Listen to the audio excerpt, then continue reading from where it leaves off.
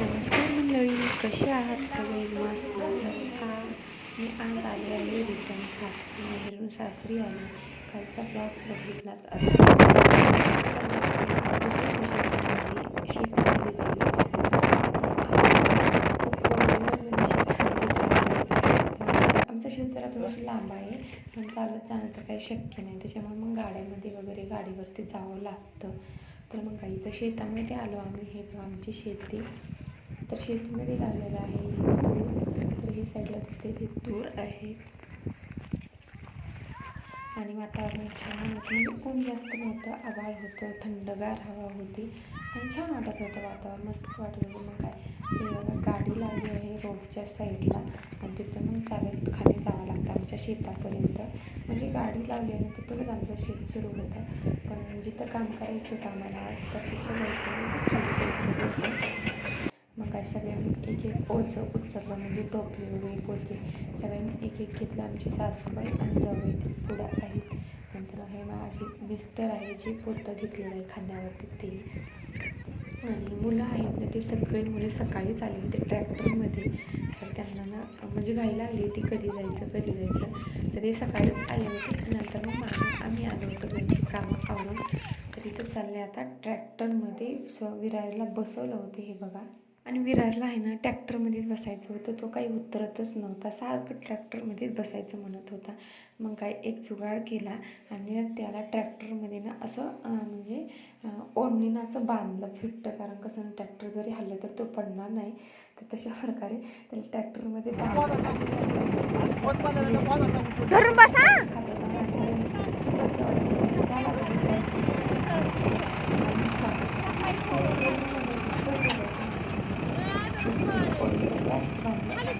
तेच बसला. तर ट्रॅक्टर चालू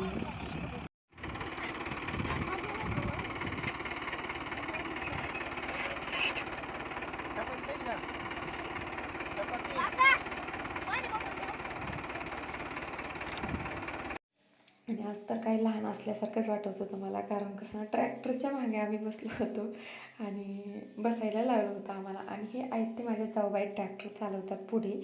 तर जे येल्लो कलरचे शेड घातलेलं आहे ते माझ्या जाऊबाई आहेत आणि ते दीर आहेत. तर त्या ट्रॅक्टर चालवतात आणि मी बसले. मग नंतर काय मला पण हौस होती ट्रॅक्टर चालवायची. आमचे दीर पण म्हणले चल तुला पण ट्रॅक्टर शिकवतो. मग काय बसले ट्रॅक्टरमध्ये. पण येते कुठं जमते कुठं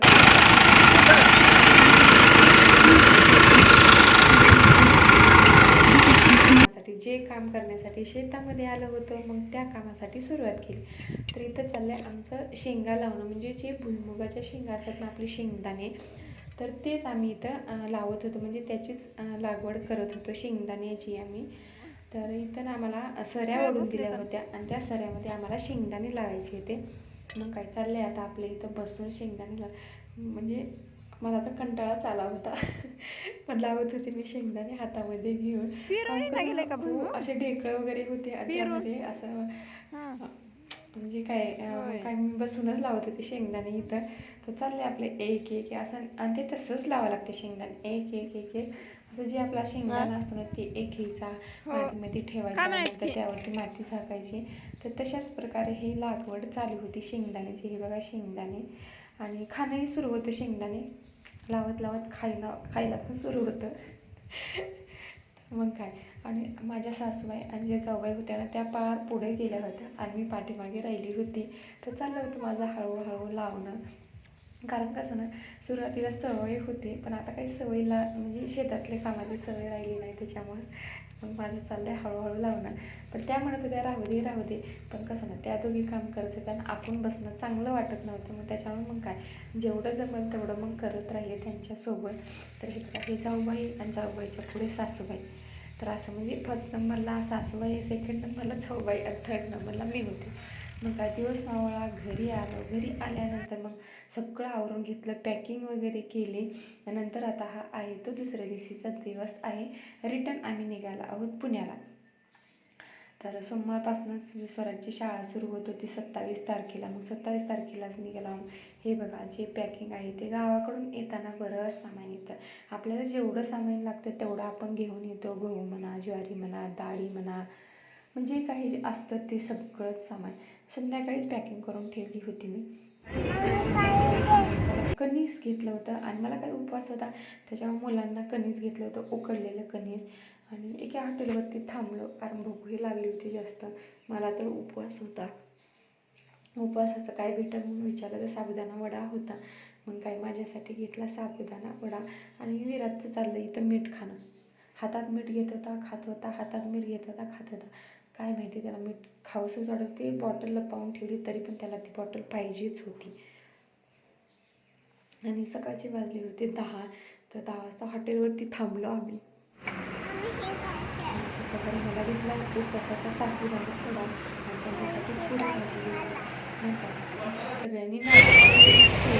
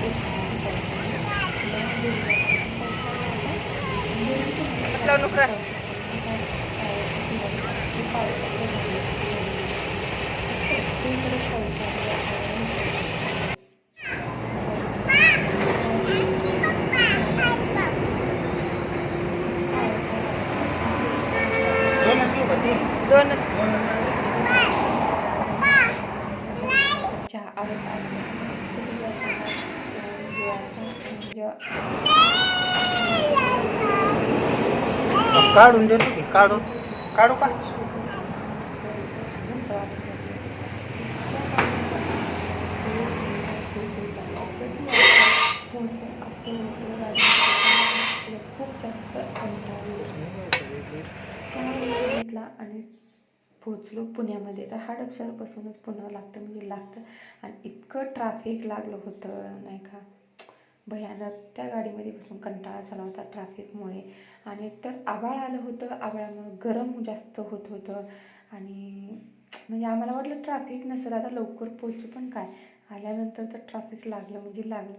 मग काय ट्रॅफिक वगैरे सगळं ओलांडलं. आणि हे आहे एरिया आहे तो जे म्हणजे जे पुण्यामधले असतील आणि व्हिडिओ पाहत असतील तर त्यांना माहितीच असेल की हा एरिया कुठला आहे. त्यांना नक्कीच माहिती असेल. आणि माहिती असेल मला कमेंट बॉक्समध्ये सांगा की हा एरिया कुठला आहे. मग काय पोचतो म्हणजे आता थोड्याच वेळात आम्ही आता घरी पोचतो. आणि इथं बोलत होते मी तुम्हाला, पण कसं ना गाणी लावली होती आणि कॉपीराईट क्लेम येईल म्हणून त्याच्यामुळं आवाज बंद केला आणि व्हॉइस ओव्हर करत होते. आणि हे वातावरण पण इथलं खूप छान होतं, मस्त होतं. तर काय मग घरी पोचलो. तर फायनली आम्ही आत्ता पोहोचलो. तर 5:30 वाजले होते आम्हाला घरी येण्यासाठी. कारण कसं ना ट्रॅफिक वगैरे खूप जास्त ट्रॅफिक जाम होतं त्याच्यामुळे खूप वैताग आला होता गाडीमध्ये बसून बसून. तर आल्यानंतर मग अगोदर पसारा काही नव्हता पण झाडून घेतलं आणि नंतर मग फरशी वगैरे पुसून घेतली. आणि आता हा जो पसारा आहे ना आणलेला, तर पसारा म्हणजे ते पोत्यामधलं मी काही काढणार नाही आता. तर आता जे ओले कपडे आम्ही सकाळी आंघोळ केली आणि ते ओले कपडे कॅरीबॅगमध्ये तसेच घालून आणले होते. आता ते कपडे वगैरे आता हे सगळं पूर्ण आता काढणार आहे. तर भाज्या वगैरे गावाकडून काही सामान आणलं होतं शेतातलं, सीताफळं लिंबू वगैरे सगळंच. आता ते सगळं काढून फ्रीजमध्ये ठेवते. आणि आल्यानंतर अगोदर चहा घेतला. चहा घेतल्यानंतर मग कुकर वगैरे लावलं. आता काही नाही, फक्त आता जेवण करणार आणि मस्तपैकी आराम करणार. तर आजचा हा कसा वाटला ब्लॉग, तुम्हाला आवडला का? आवडला असेल तर नक्कीच लाईक करा. तर जे कोणी नवीन जे कोणी नवीन असतील सबस्क्राईब केले नसेल तर सबस्क्राईब करायला विसरू नका. भेटूया अशाच अजून एका नवीन व्हिडिओमध्ये. तोपर्यंत सगळ्यांना बाय बाय, टेक केअर. आणि इथं ना आता मी फक्त भाजीपाला काढणार आहे. कारण कसं ना भाजीपाला काल रात्री मी संध्याकाळी पॅक करून ठेवला होता. म्हणजे शेतातून आलो आम्ही आणि शेतातून आल्यानंतर संध्याकाळी 10 वाजता मी पॅकिंग केली. आणि तेव्हा सगळं काही मी बॅगमध्ये घालून ठेवलं होतं, हे भाजीपाला वगैरे ते सगळं. म्हणलं आता अजून रात्रभरचं तसंच ठेवलं तर अजून त्याला ना गरमीनं खराब होईल. म्हणून म्हणलं चला, कंटाळा तर खूप जास्त कंटाळा होता. आता भाजीपाला तेवढा बाहेर काढून घेऊया म्हटलं. तर भाजीपाला काही जास्त आणला नव्हता, जेवढं काही शेतामध्ये होतं तेवढंच घेऊन आले होते. आणि सगळं काही गावरान म्हणजे गावरानच घेऊन आले होते. लिंब आणले होते, सीताफळ आणले होते आणि चक्कू आणले होते. म्हणजे आमच्या शेतातच झाडं होते हे सगळ्यांची. तर सीताफळ एकदम छान होती, मस्त असं. आणि बऱ्याच वर्षातून मला हे सीताफळ खायला भेटले गावरान. बरेच दिवस झाले सीताफळ असे भेटलेच नाही आहेत. म्हणजे सिटीमध्ये भेटतात आपल्याला विकत, जसे म्हणेल तसे भेटतात, पण ह्याची चव काय वेगळीच आणि त्याची चव काय वेगळीच.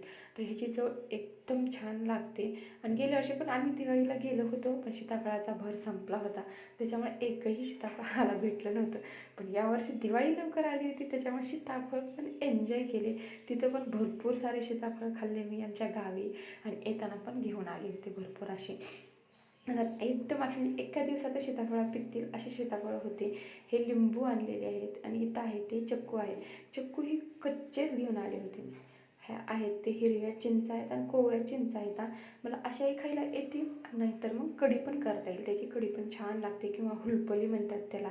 ह्या आहेत ते चवळीच्या शेंगा आहेत, म्हणजे पट्ट्याच्या शेंगा म्हणतात आमच्या गावी. कढीपत्ता कढीपत्ता तर काय पिशवी घेऊन आली मी, असा महिनाभर जाईल असा कढीपत्ता घेऊन आले आहेत.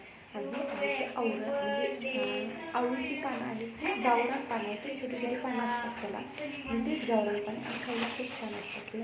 भेंडी आहे, हे भेंडी गावरान आहे, काटेदार भेंडी आणि गावरान लसूण.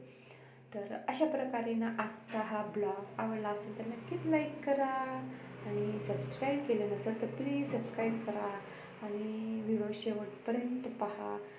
तर भेटूया अशाच अजून एका नवीन ब्लॉगमध्ये. तोपर्यंत सगळ्यांना बाय बाय, टेक केअर, धन्यवाद.